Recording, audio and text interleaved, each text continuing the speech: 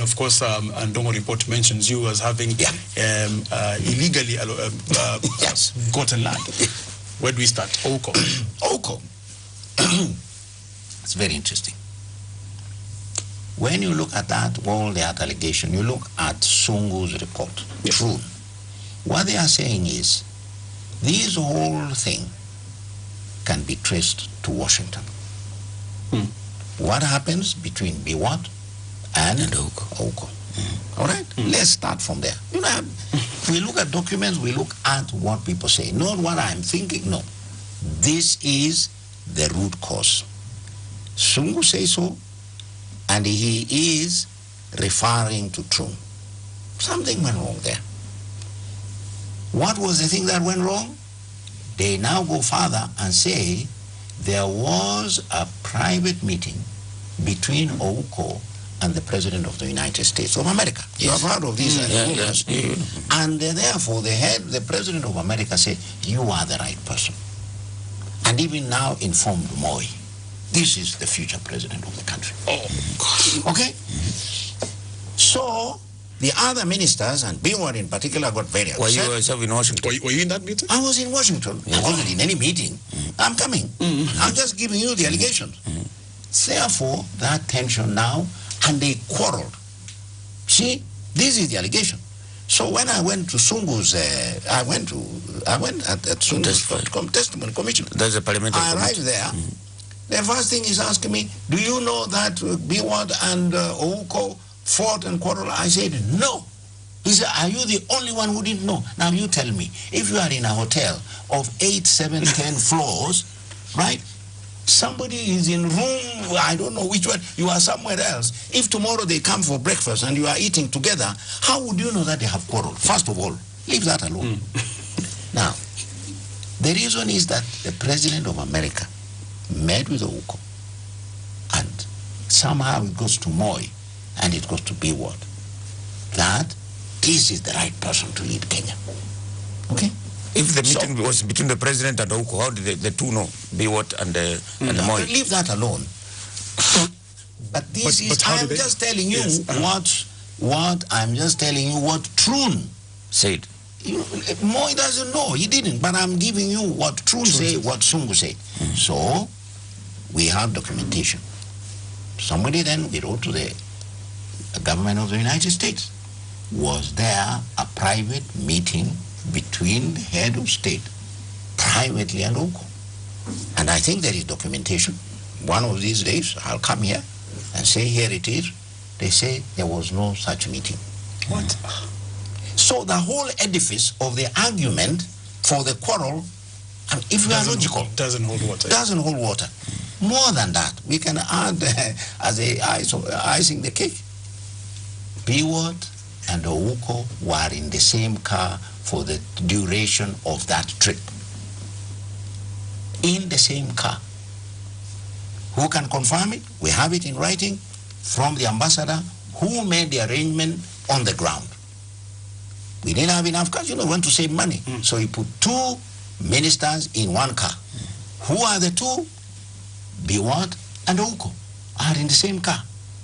Now you tell me, you have quarreled. How do you go in the same car? You travel to the airport together. Thirdly, I attended some of the meeting. We are meeting with human rights groups. Biwott is here, Ouko is here. The famous. Communicating nicely, happy. The last thing that we did was for a press conference. Decided who should give naturally, Ouko. The other ministers are here. All of us were there. Brilliant. Brilliant. He came out. Very famous speeches. People are congratulating him. But not let me say this because, I need a picture. I'm so obsessed now with concrete evidence. But if my testimony is, it went extremely well.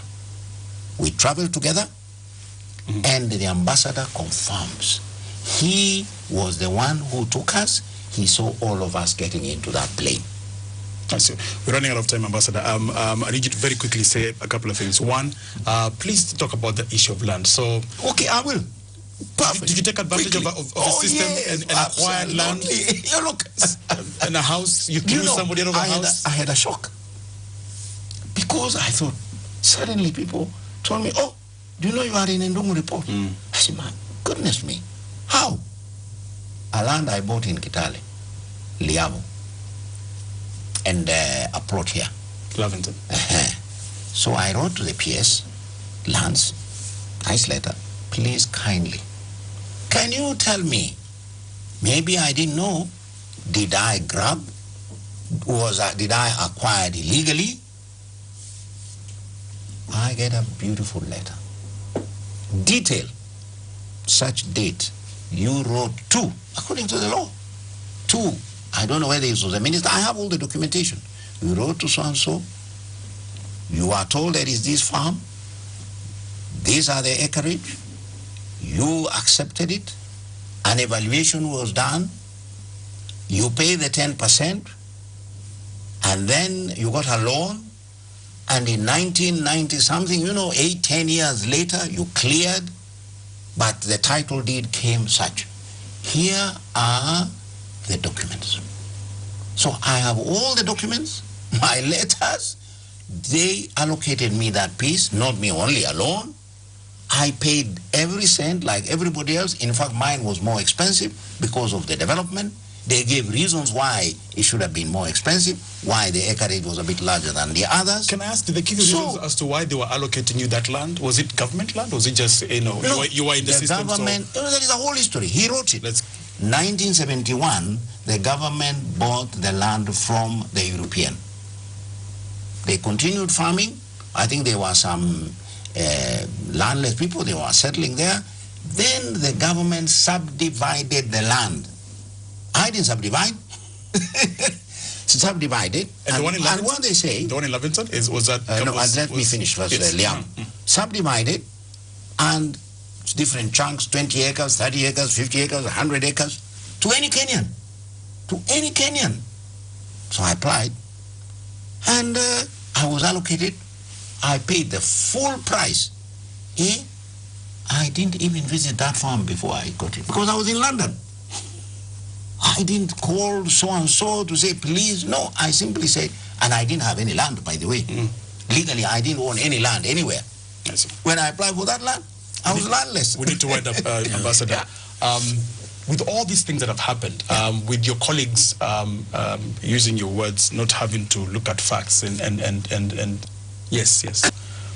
Would you go back to be the chairman of TJRC? You know why? Would you go back? You know why? Why? There are two reasons. Yes.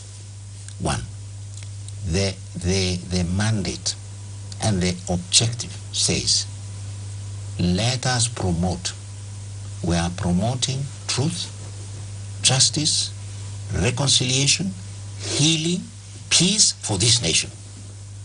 That's what it says. I have spent the bulk of my life in reconciliation, in healing, and in peace. If you look at my letter of application, I say I'm coming in with that strength. And I do believe that we must work to heal this nation of Kenya. So answer the question. Will you go back as chair? Oh yes, of course. I will go back. Thank you very much. Why? Thank you very much, I'll go back. Thank you Absolutely. Very much. Thank you very much. Without looking back. And I will tell my colleague, let's sit down. I have no grudge against anybody, because I will be making a similar mistake. I'm sowing seeds of conflict. No. Forget the past. We work on these things and start on that process for justice and for healing of Kenya. This is what I want. Ambassador, thank you very much, sir. Thank you very much for your phone call. Thank you for your SMSs. A lot of them, basically, I think he has answered. In the next hour, or rather in a few minutes, we shall have the Member of Parliament for Eldoret North, William Rodos. Stay with us. Wow.